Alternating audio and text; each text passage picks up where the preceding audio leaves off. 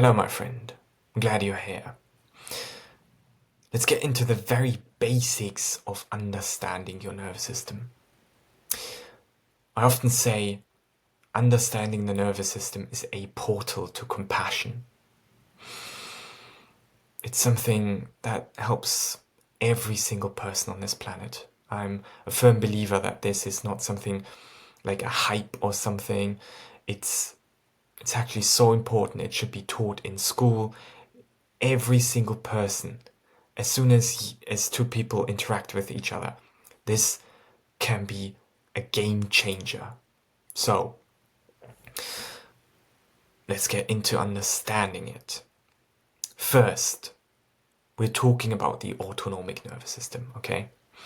So that means the system in your body that takes care of everything that your conscious mind doesn't have to take care of, which means your digestion, your heartbeat, your breathing pattern, the tone of your muscles, right? All of that is taken care by your autonomic nervous system. And you can't really control it besides your breathing. That's the only part of your autonomic nervous system that you can willfully control, right? You can say like, I want to breathe faster, and you're like, or you want to breathe slower, then you can do that, right? You can't, though, slow down your heartbeat. So that's one task of the autonomic nervous system. Usually, most people are familiar with the two branches of sympathetic, fight and flight, and then also the parasympathetic, the rest and digest. But there's more to the story, which we'll dive into in a moment. First, let's get into the primary tasks of your nervous system, which is, for one, it's a data bank. It gathers information constantly. It's scanning the environment, your internal environment and your external environment, which is called interoception and exteroception. And the overarching term would be neuroception, which means your nervous system is scanning for information. What kind of information is it searching for? Well, you have to imagine it's like a threat detector. It's constantly scanning the environment, like, is that safe? Is it dangerous, or is it life-threatening? Is it safe, dangerous, or life-threatening? Is it safe, dangerous, or life-threatening? Constantly your nervous system is scanning.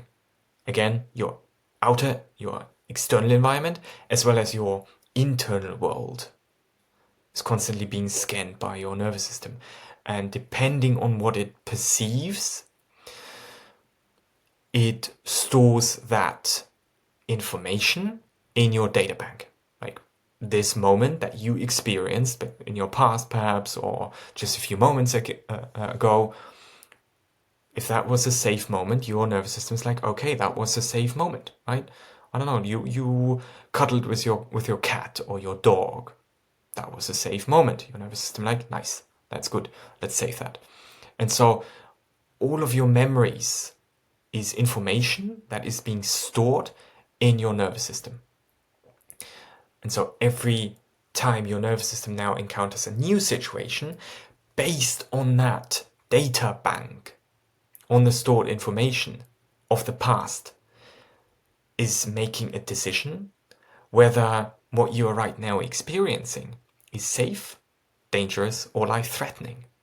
Okay, does that make sense? I hope so. That's sort of the main task of your nervous system. It's constantly scanning. Is it safe, dangerous, or life-threatening? Cool. So, according to the polyvagal theory, which is a beautiful theory by a fantastic scientist called Dr. Stephen Porges, it's also called the science of safety, and sometimes also called the science of safety and connection, which I love. I just love that. And I love the theory in general, and it's just such a great, let's call it concept, something to work with. Okay, So let's dive into the architecture, the anatomy of your nervous system, very simply. So what I often like to bring up as an analogy for my clients, to break this down in very simple terms, is the image of a traffic light, okay? Traffic light. Green, yellow or orange, and red. So these are the three zones likened to the three primary states that we can experience in our nervous system.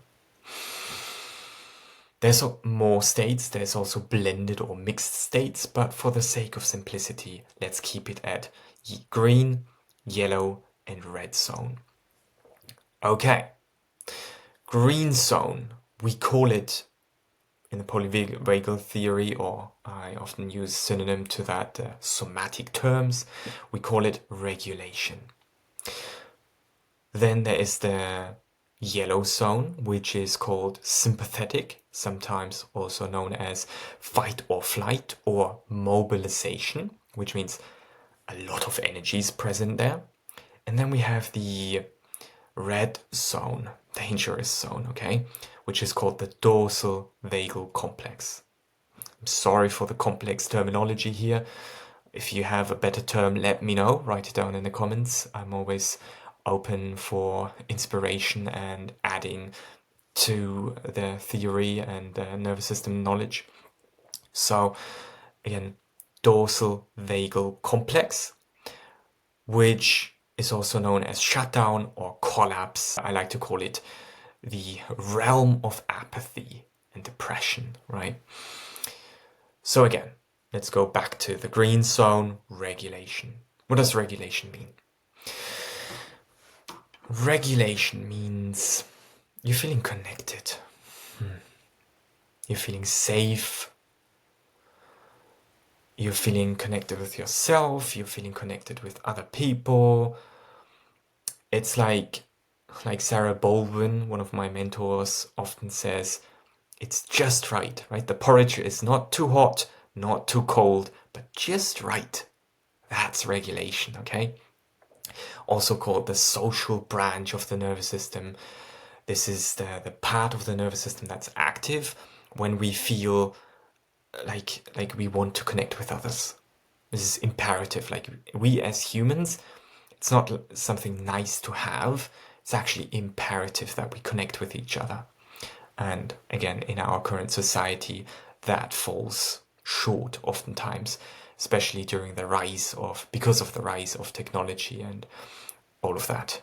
And so this is why I'm such a big fan of this whole knowledge and the nervous system, because it helps us to get back into that connection and understand why sometimes we don't feel like connecting, and sometimes like everything we're experiencing, we can put things now into context once we have that understanding of how the nervous system works.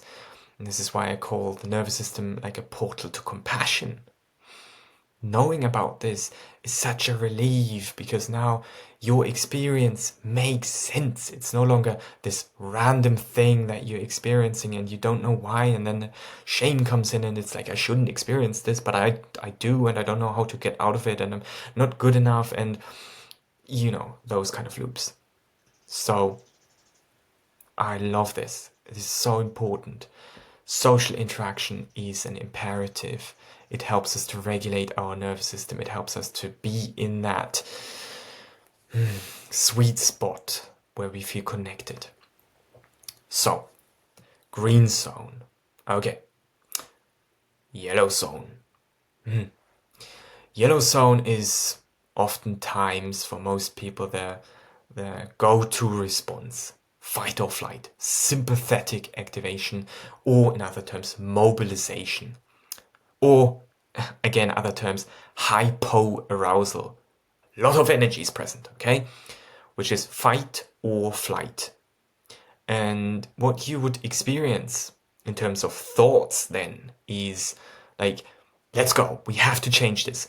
Like, we must. There's not enough time, so we have to change this. We must do something. We can. Let's go. That's fight or flight, fight mode. Flight mode is like, I have to get away, you know? There's so much energy present. All of your system mobilizes, like your nervous system, brings up those hormones, cortisol, adrenaline, boom. Everything in your system now has one particular goal, which means survival. We have to survive by fighting or by running away, right? Imagine there's a theoretical lion, maybe a bit in the distance, but you can hear it. And so your system is getting ready. That's mobilization. Warm energy flowing through your system. Okay, so that's sympathetic. Also, on a side note, there's like a scale that you can rate your experience in from 1 to 10 or 0 to 10. You know, you're in sympathetic, so you're mobilized, you're feeling some energy, so you could be in, let's say, 2 out of 10, and then the theoretical line would be, I don't know, like miles away. You've heard him in the distance, and you're like, oh, your system goes, mobilizes energy because you should get the fuck out, right? You should run. That's the best thing you could do right now. That would be a 2 out of 10. If you're at an 8 out of 10, the theoretical line would be very close, or 9 or 10 out of 10. That would be a lot of energy present, almost to the degree that it's really, really overwhelming. And oftentimes, then what happens is we move into red zone. We move from the sympathetic into the red zone, into the dorsal vagal shutdown, into dissociation, into numbing out. Why? Because our nervous system is then making sure, let's say the line is very close, and let's say the chances of surviving because you have no weapons are almost zero. Okay, then your nervous system is very smart, and in order to protect you, because it loves you unconditionally, it says, okay, my dear, there's no way out. Fighting doesn't make any sense. Running away, well, won't make any sense either. So I'm going to help you to not have to feel this imminent pain of being attacked by a lion. And so I'm going to help you leave your body, which we call dissociation, okay? So that's the numbing out. That's the point of giving up, of surrendering. And so that's just an analogy I gave you with the theoretical lion, right? Nowadays, it's probably looking a bit different, but when your system goes into shutdown, into this dorsal vagal complex, the thoughts you're having most likely will look like or sound like, doesn't make any sense, it's over, it's pointless, why are we even trying? There's no meaning to this. It's very depressive, it's very apathetic. It's, imagine like you're drifting into outer space. The sounds are muffling, you can't really hear clearly anymore. All you want to do is like hide and get very small.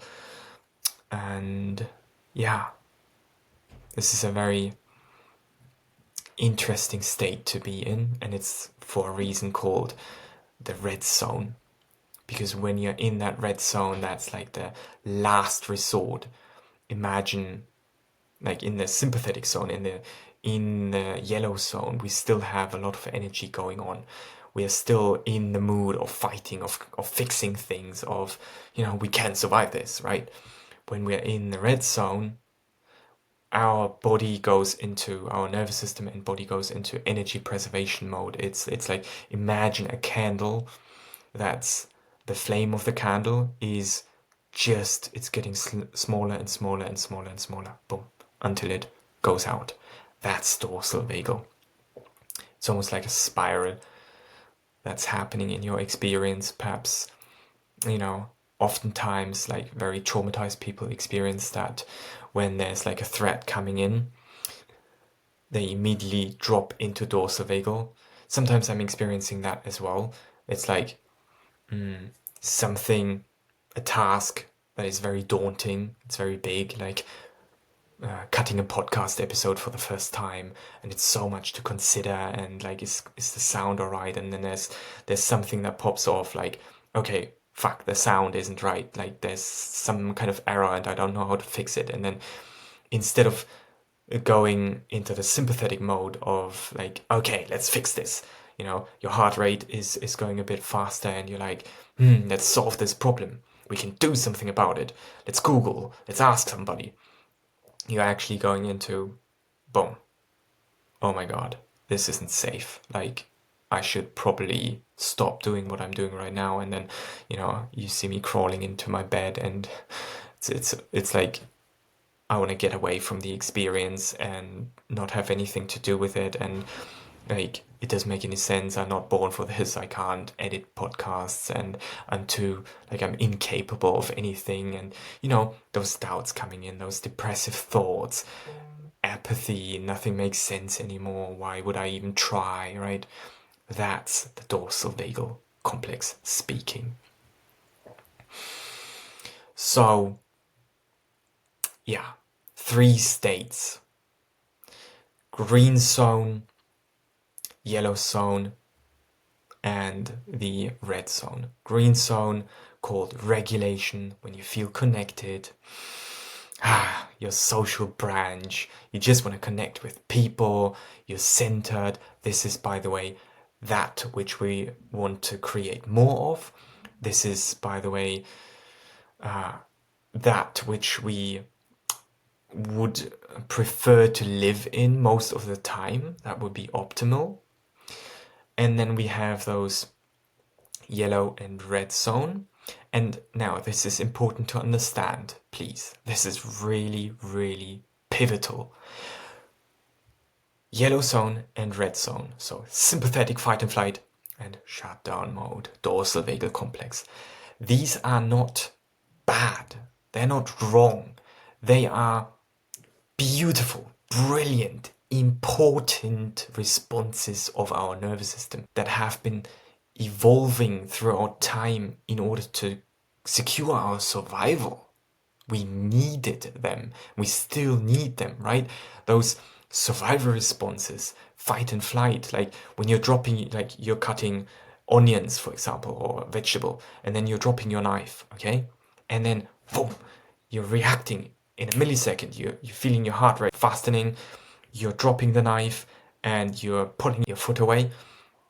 That's your sympathetic nervous system reacting. Boom. And you can afterwards feel your heartbeat, like, oh, you're looking down and you're like, okay, nothing happened. Great. That's your sympathetic response. It's healthy, it's good, it's necessary. The dorsal vagus shutdown, a bit more complicated, but also sometimes necessary. That's when there's no way out. Especially for children, oftentimes, or in a tricky situation in your work, your dorsal vagal comes in when you can't defend yourself. You're shutting down. Fawning also comes from that place oftentimes, when there's a threat coming in and there's no way that you can fight it because the authority is just too big. Your system goes into that shutdown, into that numbing out, in order to protect you, in order to secure your survival, okay? So this is really important. Your nervous system is always working for you. You are never broken, please. This is... I love this so much, you guys. I love this so much. You are never broken. Your nervous system is always working for you. It's never broken. It's just that it's doing the best in accordance to the resources it has. So back then in your childhood, you might not have been having the resources that you needed, the proper resources. So your nervous system made best use of whatever you had. And now our job is to show our nervous system that the past is over. So that's the job. That's what regulating your nervous system actually means. It means signaling your nervous system that now you are safe. You're having a daunting task, something that puts you into sympathetic fight or flight mode, like, oh my god, this is too much for me. Okay, how can you show yourself that you're okay in this moment?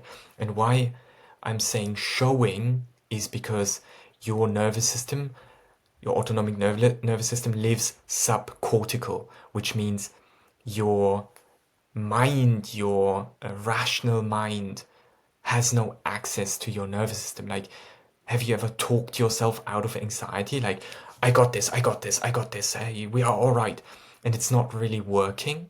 It's making you more anxious. That's because no matter how much you talk to your nervous system, it's not really landing. It can be here and there helpful, but oftentimes it's helpful because then you're going into the embodiment of like giving yourself a hug, right?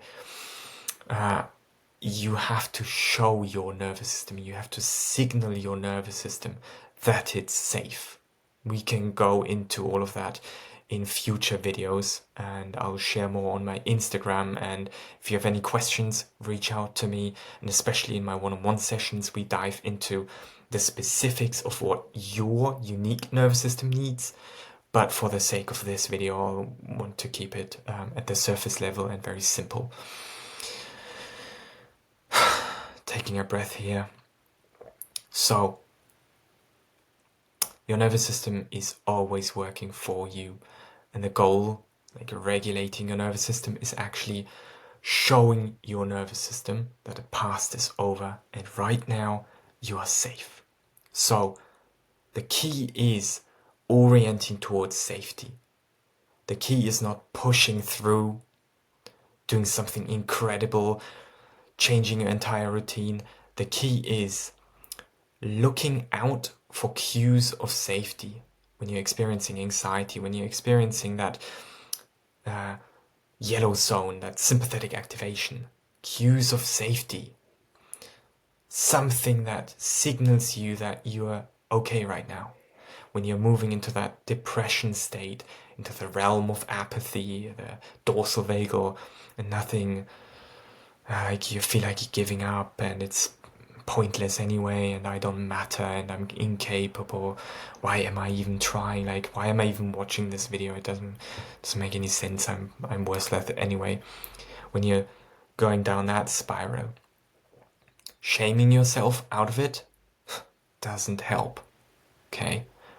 No matter how much pressure you put on yourself, that's only going to further you down in that spiral. What you need is warmth, safety, connection. Okay? So, one more thing. Again, reiterating, because it has to land. Green zone, regulation. That's what we want. Awesome. Yellow zone, danger zone, sympathetic fight or flight, let's go. Mobilization, a lot of energy, right? Red zone, dorsal vagal shutdown, realm of apathy. There's more, and we'll dive into the mixed states in later videos, especially the freeze. That's really important. But for now, let's keep it simple. Again, green, yellow, and red zone are really important biological, brilliant responses of your nervous system securing your survival. Okay, so what's not healthy though, the problem with dysregulation, which is either yellow or red, that's called dysregulation, I haven't mentioned that yet. Dysregulation means active self-protection, okay? Also important, meaning your body is trying to protect you from perceived potential danger. So, active self-protection, right? Fight or flight or shutdown. The problem with that, with dysregulation, with the yellow and the red zone is if you're in those zones for a prolonged period of times, then there's symptoms occurring because we're not meant to linger in those states, right? We're not meant to stay in those states for longer periods of time. So usually in those fight or flight moments, you should stay in those for, I don't know, like a couple of moments where you're defending yourself. And then in the wild, you can see animals doing that. They're shaking off, they've been hunted and they run away, they escaped, everything's fine. So their system was in mobilization, yellow zone, boom, boom, boom, boom, boom, running away, running away. They got away, nice. So they look around, situation is safe, nice. Now they shake, they're like, oh, okay. And that's discharging that mobilization, that stress energy, that activation, and they are back in regulation. We humans, unfortunately, have unlearned that. We experience stress and we keep it. We don't discharge that stress. And so it stores in our system. It's unprocessed because of past experiences, because of trauma, because of the society we are living in, because we are so disconnected from nature, because of the work environment and the unnaturalness of our modern lives. So the goal is, I'm not saying that everything about modern society is bad, but the goal is to get back to a more natural way of living, understanding our nervous system, because that brings in more compassion, right? Because we then understand, hey, there's nothing wrong with me. It's actually my system's natural response. And so we have to learn again how to live in union, in symbiosis with our nervous system. That's the goal, okay? That's the goal. One more thing about the dorsal vagal, right? That would happen to animals as well. It's unmyelated, which means the nervous system doesn't have a fat protection around it, which helps it to send signals a bit faster. All that to say, when you're dropping into dorsal vagal, into shutdown, it takes a bit longer to get out of that. So sympathetic fight or flight, it's like whoa, whoa, whoa, and you're out of it and you're back in regulation again. The dorsal vagal takes a bit longer. It's imagine a bear going into hibernation. That's a good analogy. That the bear in hibernation, it's a healthy response of its nervous system, by the way, here. It goes into energy preservation. There's no more energy that's being used in the body. It's just boom, shut down. And then eventually the light comes in and I don't know how that works. I'm sorry guys, but eventually the bear knows it's time to wake up again. But it's not a process of the bear, running out of the cave and being like, okay, I'm back online, guys. It's more like it's gonna, start moving, stretching. I don't know if bear are yawning, but perhaps they yawn. And then, they get up and they look around and then they peek out, they see some light and then they go out and then eventually they start mobilizing bit by bit.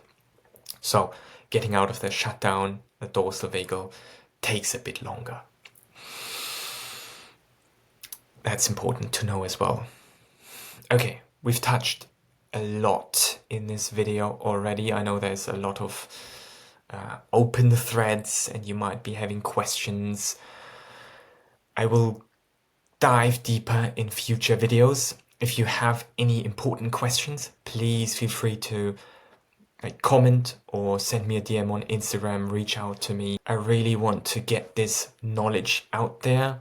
This, to me, is one of the most important informations that we need to know. This is something that should be taught in kindergarten, in school, in, I don't know, in prison, elderly care homes, in hospitals. Every single person on this planet should have access to this information, and not just understanding it, that's the first thing, but also having an embodied experience with it, a felt experience of what does it actually mean to be in the green zone, how does it feel to be regulated? You can actually track that somatically in your body cool. And then when you move into sympathetic fight and flight, how does that feel in your body? Oh, it feels like electricity running through my body. Interesting. How does it feel to move into dorsal vagal, into shutdown? Oh, it feels like all the lights going to go out. It feels like, I don't know, someone's pulling the rug from underneath my feet. Oh, So once you can somatically track that, it's almost like you're building new neural pathways so that you're no longer bound to one particular path. That's the issue, right? When we are trapped in shutdown, when we're trapped in that constant going, sympathetic fight and flight mode, what we want is we want to be adaptive. We want to be flexible in terms of our responses. We want to be anchored in the green zone in regulation predominantly, and then we want to stretch our comfort zone, our window of tolerance, also something I want to go into in future videos. And we want to be able to be regulated most of the time, and then okay, we want to expand our comfort zone here. Boom, experience something that is challenging. We go into flight mode, into fight or flight mode, sympathetic. Bum bum bum. We feel overwhelmed. Perhaps we drop into the dorsal vagal. We feel like, oh my god, the world is just too much. Like this task is, I'm not born for this. Like, get me out of here. This, I'm done. And then we want to be able to boot back up and move through these states with ease and not be trapped in one of them and not get out of them. Does that make sense? I hope so. As you see, this is something that I'm incredibly passionate about, and I will be exploring this in future videos. But for the sake of YouTube and the sake of the length of this video, let's keep it at that time, around 30 minutes something. Thank you so much for tuning in. I hope sincerely this was helpful for you. Again, if you have any questions, reach out to me. If you want to dive deeper, I offer one-on-one mentorships, also one-on-one sessions, but I prefer the longer term containers, usually 3 months, where we meet for every single week for like 90 minutes and really dive into the nitty-gritty of how you can bring on more regulation in your nervous system. I help you experience your own nervous system, map out the different states, help you create your own resources. There's just so much we do in these mentorships. Yeah, it's for those who want to invest in themselves. Yeah, if you have questions in regard to that, again, reach out to me. Best place to reach out is Instagram DMs or my email. You'll find it linked down below. Would love to assist you on this journey if that's something you're interested in. And other than that, is there anything else? Yeah, I'm excited to also dive into further videos with you guys, with you, my friend. Love you. Bye bye. Felix checking out.